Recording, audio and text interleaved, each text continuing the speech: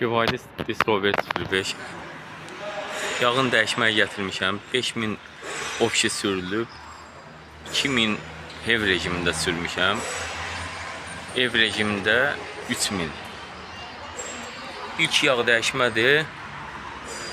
Gəlmişəm yağın dəyişməyə. Bizim Tofi ustamızdır, qardaşımızdır.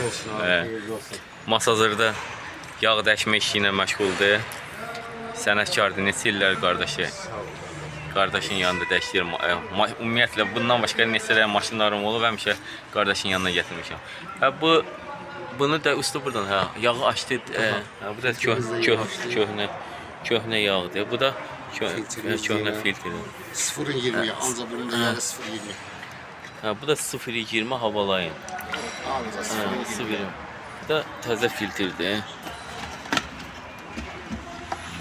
Təzə filtrdir. Bu da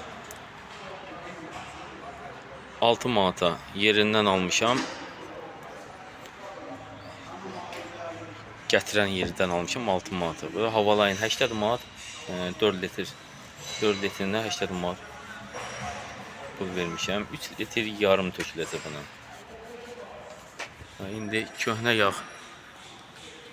Köhnə yağ açıldı, töküldü. İndi usta axsın getsin, indi usta da təzə yağı tökəcək inşallah. Yağımız sisi. Servisimiz 065 avtoservis. Masazır. Masazır Padi. 93. Padyumda Masazırın padyum Tuz gölünə düşən yolda padyumda yerləşir. Bu da baterikaları. Elə anlayışım yoxdur. İnşallah yavaş-yavaş öyrənərik.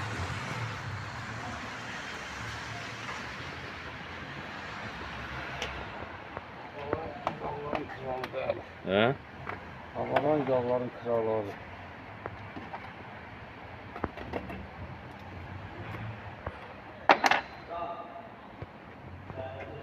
Bir balaca yağlıydı. Yağı tez götürsün. Yağla qəs edəcək.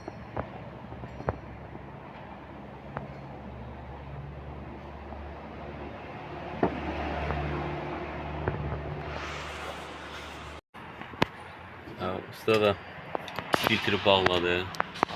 Yağın filtrini bağladı. Sıksın. Zaşit ki bağlasın.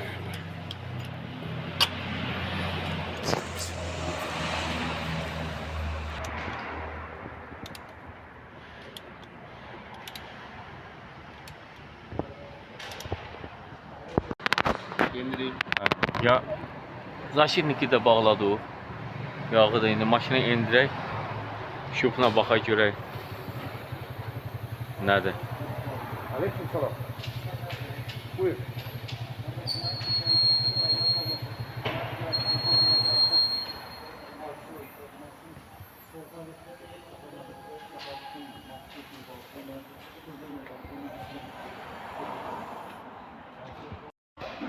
Havalan yağı nəyə görə tökürəm? Neçə maşınım olub?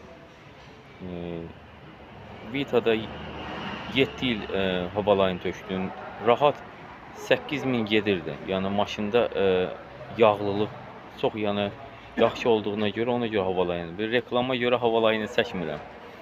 Yəni neçə ildir istifadə etdiyim yağdır. Ona görə mən həmişə bunu bir ayda da bundan istifadə etməyə başladım. İnşallah yaxşı olar.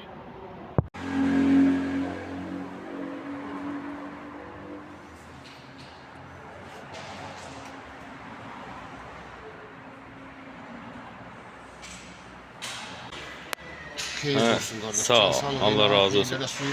Sağ ol. 3 litr yarım yağ getdi. Əllərə sağlıqsın. Sağ ol.